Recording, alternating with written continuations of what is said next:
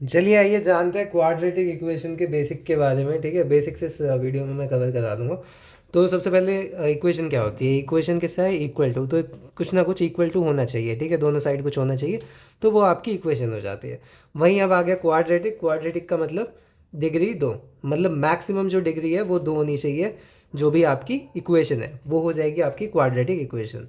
तो basic form में जो लिखते हैं वो इस प्रकार से लिखते हैं: A X square plus B X plus C. ठीक है, ये बेसिक फॉर्म है आपकी किसकी? क्वाड्रेटिक इक्वेशन की। फॉर एग्जांपल एक्स स्क्वायर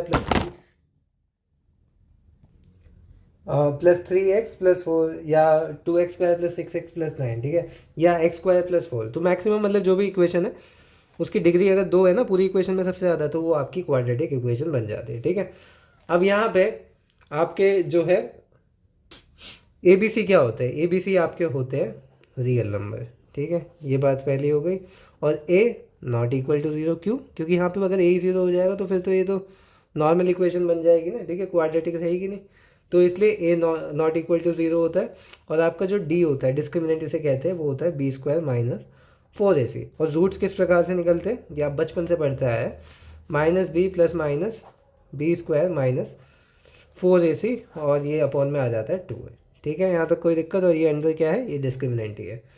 और यहाँ पे डिस्क्रिमिनेंट का काम क्या होता है? ये नेचर ऑफ रूट्स को बताता है। नेचर ऑफ रूट्स का माने तो अगर डी ज़ीरो से बड़ा है तो रूट्स जो है रियल होंगे एंड अनइक्वल होंगे।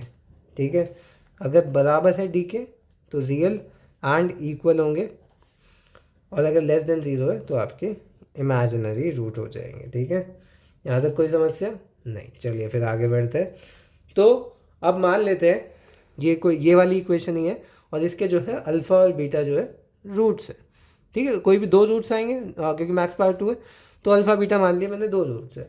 अगर अल्फ़ा बीटा जो है दो रूट्स है तो इसका मतलब ये सेटिस्फाई करेंगे है x minus alpha into x minus beta is equal to zero. यहाँ तक कोई दिक्कत है? ऐसे ही तो निकालते हो, फिर से ज़ीरो रखते हैं फिर रूट आ जाता है, पर मैंने रूट पहले ही एज्यूम कर लिया। अब इसे सॉल्व करोगे क्या आएगा? X square minus x alpha plus beta plus alpha beta is equal to zero. ये क्या है? ये है आपका सम ऑफ रूट्स। और ये क्या है? ये है आपका प्रोडक्ट ऑफ रूट्स। अब यहाँ पे अगर आप देखोगे तो जो, और ये जो आपके सम ऑफ रूट है ना, ये किसके बराबर होता है? ये माइनस बी बाई ए के बराबर होता है। और ये जो प्रोडक्ट ऑफ रूट है अल्फ़ा बीटा इजक्वल टू, ये सी बाई ए के बराबर होता है। ठीक है, आप कोई सा भी क्वाड्रेटिक इक्वेशन उठा लें, दोनों बराबर ही आएंगे। और ये कैसे आया है ये मैं बता देता हूँ। कैसे आया है मैं आपको बता भी देता हूँ। ये मान लो फर्स्ट, और ये आपकी सेकंड इक्वेशन हो गई। ठीक है, अब मैं अगर फर्स्ट इक्वेशन को जो है ए से डिवाइड कर दूँ तो क्या बचेगा? X square plus b by into x plus c by. यहाँ तक कोई समस्या?